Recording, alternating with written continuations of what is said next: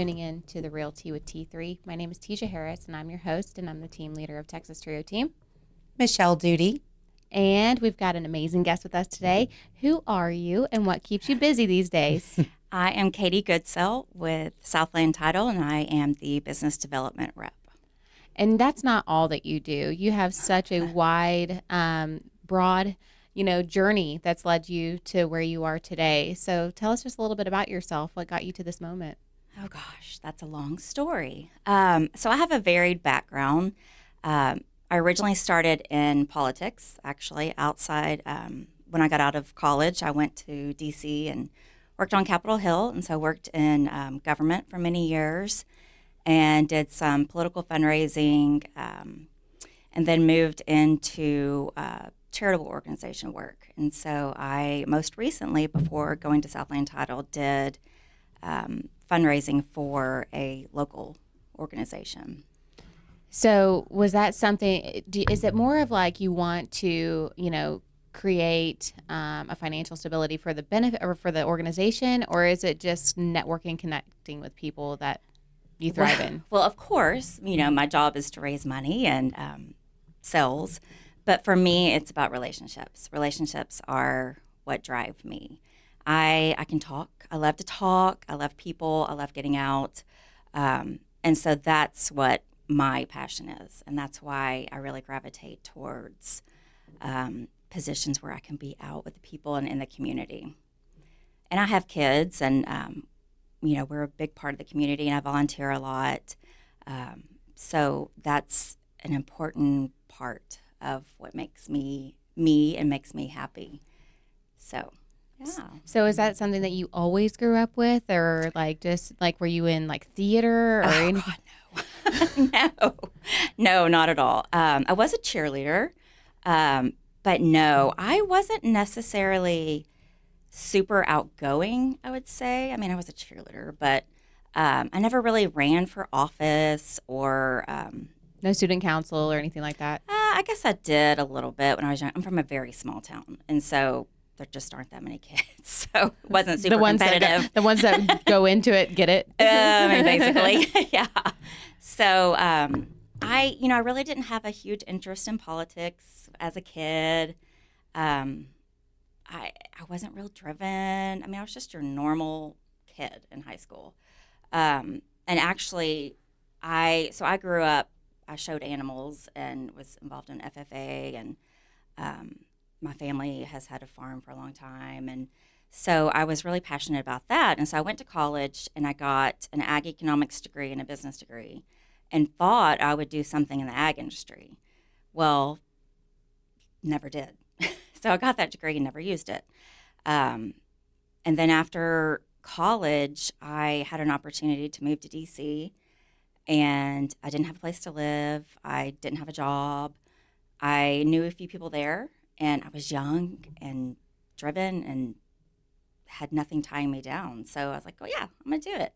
So I got in my Grand Cherokee and drove to D.C. from my tiny town and slept on couches for a couple of months, walked in my high heels on the marble floors of all the office buildings on Capitol Hill, and landed a paid internship for a freshman congressman, and just worked my way up from there. So, and honestly, those were some of the greatest years of my life. It was such an interesting experience, and learned a lot. I think that's probably where I developed my ability to talk to people and to speak and to maybe come out of my shell a little bit. Not that I was a super shy kid or anything, but yeah, and then you showed animals, so that's a presentation, in a sense, you're not public speaking per se, right, or anything like that. But then you start dealing with things in Washington D.C.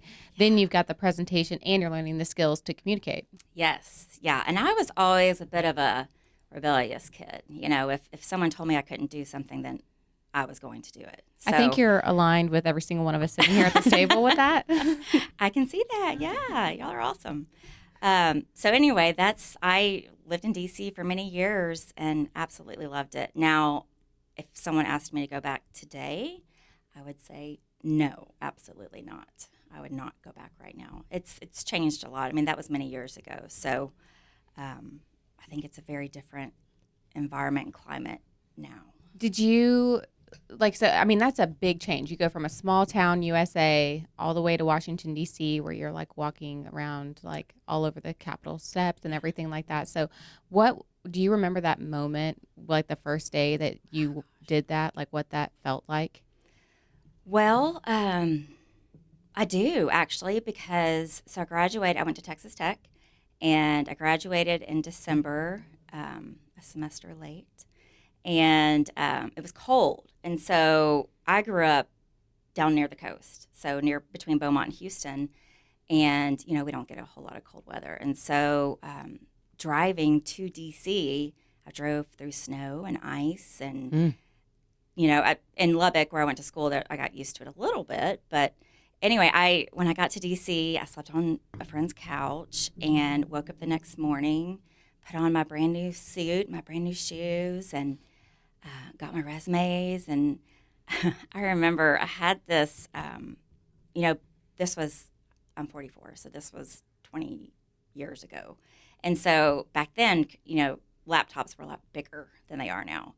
So I had this giant laptop briefcase thing, and had that, and it was super heavy, and my resume. And so I put it on, and with my heels, and I got on the bus to go into DC, and was gone all day, just walking the halls and passing out resumes and meeting people.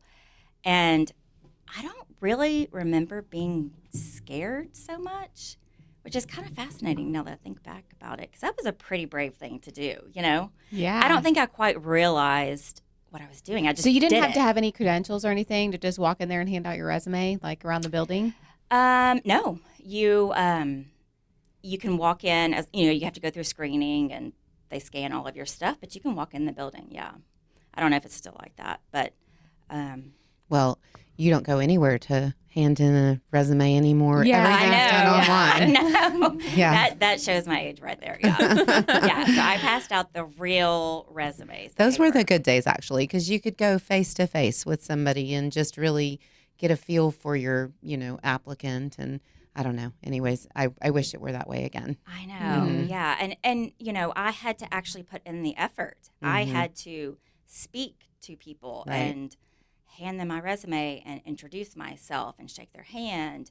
And I feel like these days our kids aren't going to know how to do that necessarily because everything's electronic, which is great. I mean, Faster. right now we're on a podcast, but Yeah. I mean, Well, it's faster, but then like you lose that like communication, like a dialogue with someone and what that looks like. You're just like texting, and it's one of those like when on a virtual thing, like you might write out a text and then you're like think about it and then you rewrite it. Whereas in person, like it's just off the cuff. yes, it makes you have to think on your feet for sure, and relationships and how to speak with people, older people, younger people, how to answer questions on your feet.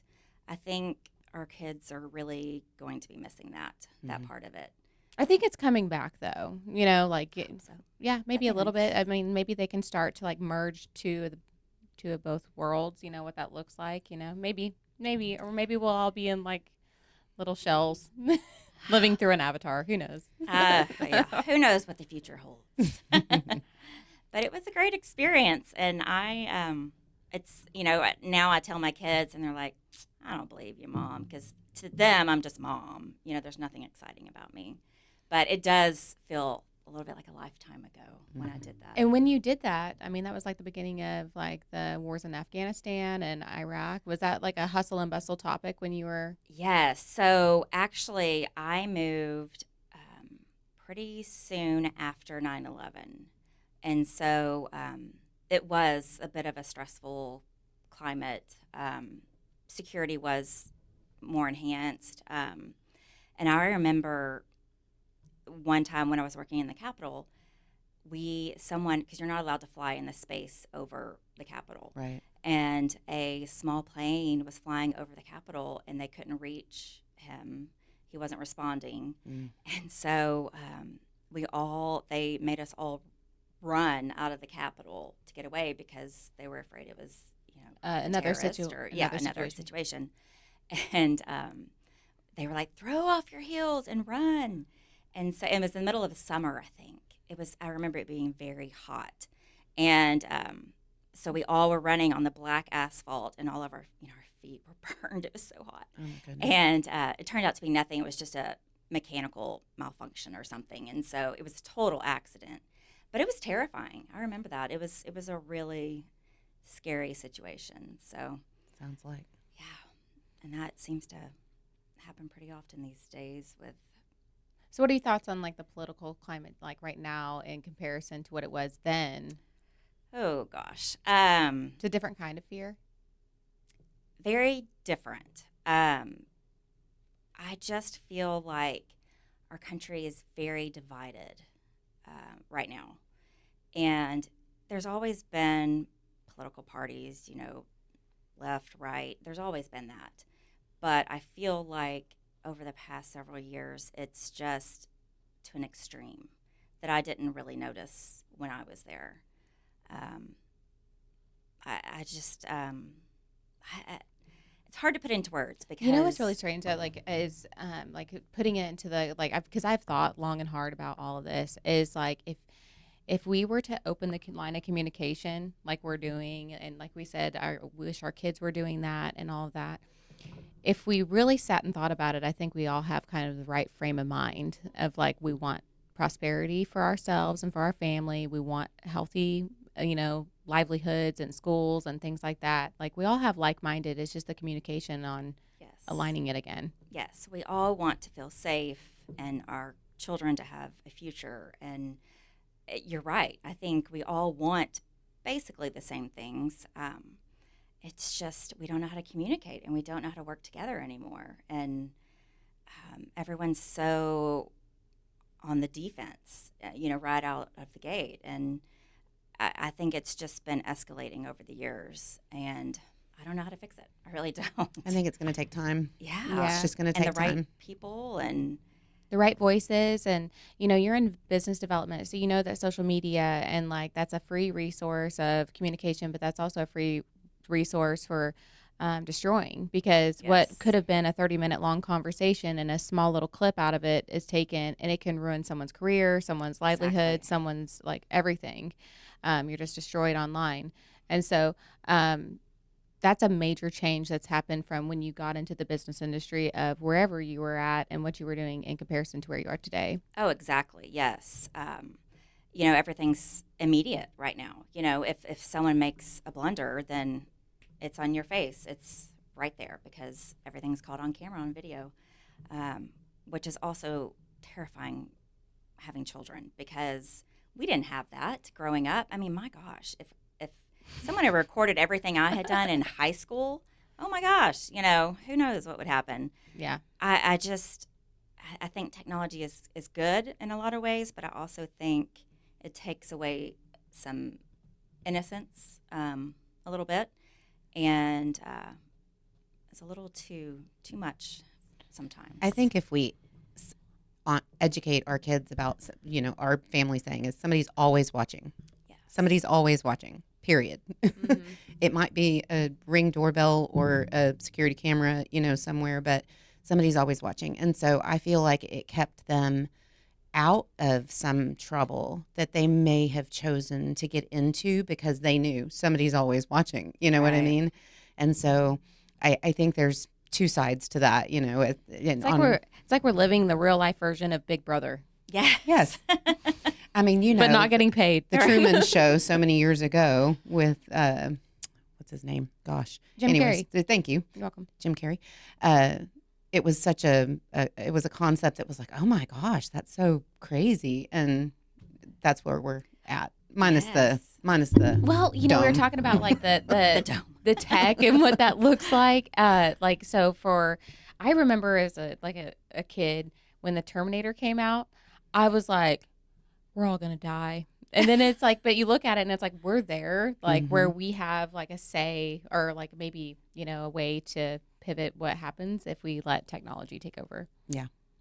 But For same sure. goes for like the Truman Show. I remember watching that in the movie theaters with my parents, and I was like, "Is that how it works?" Yeah. Like, are they watching? And it's true. Yeah. Absolutely. So, anyways, Yeah. I think sometimes it can work both ways. Right. Mhm. Yeah, that's a little scary though, especially being a child being told, you're always being watched or expect to always be watched, which it's Yeah. reality. It's but reality. Yeah. Yeah. So, but the good thing about, technology is there's social media, and that's a free way of branding your business. So have you learned any major tricks and trades, like in like the new shoes that you've stepped into, as far as what that looks like? Well, I have to say, I have learned over the years. Technology is constantly changing.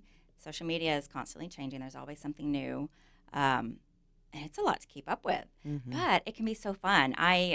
One of the things that we do as part of business development and marketing is make videos because people love to see that. People love to see the real you. I think a lot of times we see people on TV and shows and they look perfect, they're acting perfect, their clothes are perfect, and that's just not reality. It's just not. And I think that can be dangerous in a way because we all hold ourselves to a different standard by looking at these people. And so I do think it's important, and this I guess goes back to why relationships are so important to me is because I think it's important to be authentic and be yourself. And if you're goofy and ridiculous, and that's fine. I think people appreciate that. It's important to be approachable. And so we do these videos, and I have to drag the ladies in the office in to do it with me, and they're pretty good troopers about it. But it's fun. It's fun to do these little. I don't know if y'all saw our Halloween Oh my video. gosh, it was I love that video. It was so good. We were the Sanderson sisters because there's 3 of us in our office. And it was we did the little walk, and it was so much fun. And people still talk about that. And so I do think that type of fun social video, those type of videos are really important for businesses because, yes, business is important. It's important to talk about what you do and what you're selling, what you're representing, but it's also important to be human. Right. And for people to know that you can have fun and we're real people and you don't have to be so uptight. Mm-hmm. Yeah. So it's fun. It's been a fun experience. It's a way for people to know, like, and trust you. Yes. Because you're filming yourself being vulnerable, like, on camera. I think a lot of people, like, just entrepreneurs really struggle with getting on video. Like, they're nervous about it. Yes. It's like public speaking. Right. And I mean, it's I have to admit, I mean, it's not something that, I mean, sometimes we do several outtakes but the outtakes are some of the funniest videos. We do that. We do something very similar. And, like, we always kind of joke of, like, we should post, like, the bloopers because, but then I was just like, yeah, then everybody would realize we cuss like sailors. I was about to say, we've had a few bad words in ours, but it would be hilarious to do a mashup of all of ours. But it's so fun. And it also creates a team bonding experience, because we can laugh together and make fun of ourselves, which is very important. I have to say the funniest story that just happened to us. So we decided to do time lapses so people can see all the time that goes into listing preparation and things like that. Uh-huh. And so we had the video all set up, but I was like, I can't find my phone. So the whole video, the time lapse, I'm walking back and forth because I'm looking for my phone, and I look over and I'm like, Michelle, what is in your hand? And she's like, a phone. Oh my gosh. So, I mean, it was 10 minutes, 10 full minutes. She walked around looking for her phone. Oh, gosh. But you're right. Making those videos and bonding and team experiences, it just makes it all worthwhile. I love it. And it's a good way to get people to visit your social media pages. Mm-hmm. If it's something enjoyable and gives them a break from their day to go laugh at some ridiculous women dressing up as Sanderson sisters, why not? That's great, Makes you relatable. Yes. Mm-hmm. Yeah. You're a real person, Yes. doing real life things that, they want to do with their friends, and you inspire others to come up with another idea and do something else. Yes. So I have fun doing those. And I have had to learn. I mean, I've had to ask my daughter a few times about some things, because she knows a lot more than I do, but it's been a lot of fun. She likes to think she does. I don't know. I feel like kids are way more advanced than me. I might see a T3 and Southland Title video Yeah. coming soon. Yeah. Yeah. We would love that. Yes, and you're right. These kids are really smart. Like I think we've had iPhones for I don't know, like they've had upgrades, but it's been the same thing. But I think these kids can like dive into them and they show me stuff all the time. Like, oh, it did that? I didn't even know. There's so much. Yes. Did you know that you could take your iPhone and connect it up to somebody else at the top of it, and it can share your contact? No. Yeah, I don't have two iPhones. Oh, Do you here. have to press something? Mine's Yeah, on let me an see your iPhone. phone, and I'll do it like on the camera so people can see. Like this isn't an iPhone, but you can touch it like this. Oh. And then if this was an iPhone, if there wasn't a rebel in the group, it'll say like share your contact, like so you don't even have to share it via text message. Oh, wow. It's Okay. something new every day. That's cool. Yeah. Did not know that. See, there's so much. Kendra and I went to Dallas back a few months ago, and it was like I love going to networking events and learning about our industry and like just meeting other people and like what they're doing. And that's actually where we learned that. But what are your thoughts on like networking and like meeting other people and how that can impact what you're doing? Oh, 100%. So every market is different. Every area is different. In a town like Brenham, we're a small town. I think relationships are especially important. I mean, relationships are always important, but especially in a smaller town like this, in a tight-knit community, it's important to know people. And networking events, I try to go to as many as possible. That's how people can get to know you. And if somebody likes you, if they enjoy talking to you, they're going to want to work with you, most likely. And so I absolutely believe that networking events are important. And I love that our chamber does so many of those. I don't know if y'all go to those or not, but they have the breakfast events and they have the after hours events. Those are really great. And a lot of people turn out for those. Yeah, and we always say that, like Brennan, there's always so much to do, like, for your family, for your business, for the community overall. Like, there's always somewhere that you can contribute some way. Yes, exactly. And that's one thing. So as I mentioned, I'm on the board of our National Charity League that we just started in this area. And I volunteer for a lot of other organizations, and I'm a part of Washington County Cares and DAR, my Southern Roots, Daughters of the American Revolution. And so I get to talk to people of all ages, all businesses, all backgrounds. I feel like it's very diverse, the different organizations I'm involved in, and I really enjoy that. I'm not one of those that likes to stick in my little bubble. I like to get to know all types of people. And even if I don't agree with their politics or don't agree with something they're saying, that's okay. And I think that's another thing, going back to what we were talking about, I think that's something that's missing these days. People just assume that if you disagree, you can't get along. Mm-hmm. And I do not believe in that.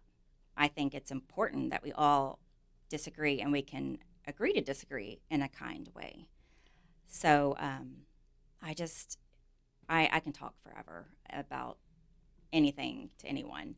And so I really enjoy all the different things that I'm involved in, and speaking, and I'm a volunteer at heart. I've always been involved in volunteer organizations, and so that's something I really am passionate about, and my job is very open to that, which I appreciate. So I'm able to do all of my volunteer work and still do my job, and they allow for me to leave work to do that sometimes. So, but I think that's important. When you live in a small community, you have to be involved. Mm-hmm. People want to see you out and about. They want to see you supporting the community where you work and live. So yeah, and whenever it comes to that, and so you're volunteering, you're working, you're being a mom, you're doing all those things. How are you time managing that to, function and have that big smile on your face? Oh, well, I have a lot of products in my hair to cover the gray and lots of makeup. So I'm a single mom of 2, and I've been divorced for 8 or 9 years now. So it's been a long time. So I'm a little OCD because otherwise I wouldn't be able to function. So my kids are older, they're 10 and 16, and so they have iPhones, and we live by our calendar on our phone. I was just telling someone this yesterday. Um, I have my personal stuff and my work stuff on there, and then we have a shared family calendar. So if someone asks me a question, one of the kids asks me a question, I'm like, look at the calendar. So, I mean, it's just like we survive by that calendar. And the community has really, I was just talking about this the other day too. I live in a neighborhood in town, and I've been there about 7 years, and I depend so much on my neighbors, my children's friends, parents, because you can't do it alone. Like, you have to have a village. You have to have help. Now that I'm working in because I used to work from home, and now that I'm working in an office, I have a friend that picks my son up from school every day, and my daughter drives now, which is a little terrifying, but it's I've learned that you have to rely on other people, because I'm all about I'll just do it myself, you can't be like that, and so I've learned to depend on people, and I love it. I love that people help each other, because a lot of times we just see the negative, and people talk about the negative, and there's so much good out there, and especially in this community. For sure.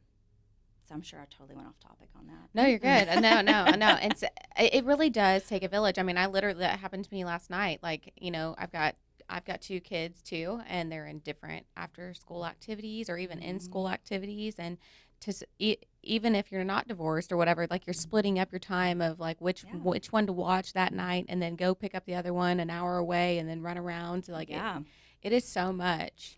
And kids do so much. I don't remember doing so much. I mean, right. I was just talking to my stepmom last night. She was like, because I had told her like all the running that I had been doing that entire day yesterday, and she was like, I remember whenever you played softball in high school, and I always like teased your dad, like, you go to the out of town games too, and because he was always there, my parents were always there. And she was like, I thought that was a lot. And she's like, you're like on steroids with what you're doing. So it is a lot. And you have to rely, and you have to, even though we're like resilient, strong women, like we have to delegate. We have to give trust and honor other people that are willing to help. Mm-hmm. Yes, very true.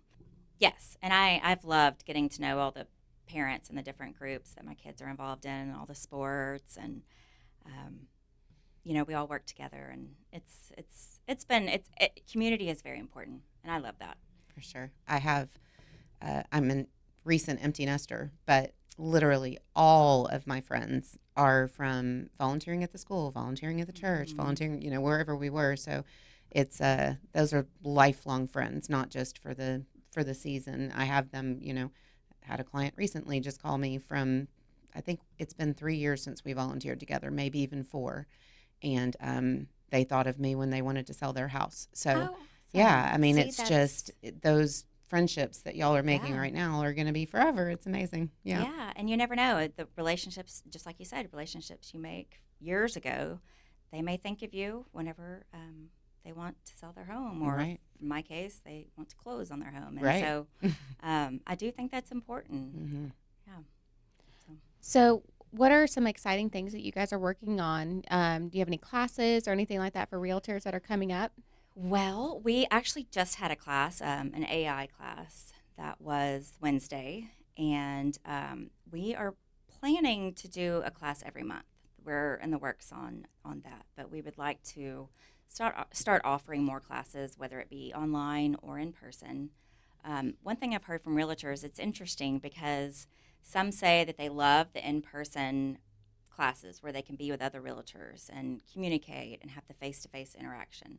And then I have some that say, I'm just so busy, I would really prefer an online class. So I think we'll offer both. That's what I would like to do. So can they still get CE credit if they're doing the online version? Yes. Okay. Mm-hmm. Yeah. Okay. Well, that's great. Yeah, that's in the works. And then November 20th, we have our open house, and our name change. We went from Washington County Abstract to Southland Title, but we never had an official ribbon cutting or rebranding. And so we are doing our ribbon cutting and an open house on November 20th. So y'all should come. That's exciting. And everyone that comes gets a free headshot. We're going to have a photographer there. Oh. and she'll be doing headshots, and it'll be a good time. So y'all should come. Yeah, and that's the thing is like whatever you're providing to the community, it's delivering value. So it gives them a reason to want to go. Yes. But I agree with you. I used to teach classes and do all that for realtors and, the in-person, and it's a select few that works for and their schedule can handle that. But the brokerage that we're with as CB&A Realtors, like we loved it because they have online classes that you can stream anytime, like from the past, if there's a particular topic that you don't understand, or they have live classes and you can tune in digitally, or you can go in person to one of the offices and be with an instructor at that time. So, I mean, I think it's important to implement and, navigate what appeases the audience. Right. So you had the class on AI. We did, which is fascinating to me. There's so much that I still don't know. I think part of AI is that you're just constantly learning. I think you can learn something new every day. They're Right. constantly coming up with new Yes. ways to trick you. I know. It's so much. Yeah. But it's interesting because obviously I'm not a realtor, but when I was in the class, there's things that you can use it for in daily life, not even for work, but for personal, like ChatGPT. I mean, you can use that for so many things. There's so much out there that I don't utilize. I need to be better about that. I think a lot of us could. It's just, I think a lot of us get a little overwhelmed. With the choices. I'm not gonna lie. Like we use AI all the time. Do y'all? And yes, and we've been using it for like 2 years. About that's 2 great. years, right? Is that about? Yeah. And so, like literally yesterday, I'm really big on sheets and building stuff. Like, and as far as our communication, because when you're dealing with like multiple team members, like it's not just about you and your schedule. Like you're looking at other things, like how to integrate certain things. If you want to do a marketing event or something like that, you've got to build it out so everybody's on the same page.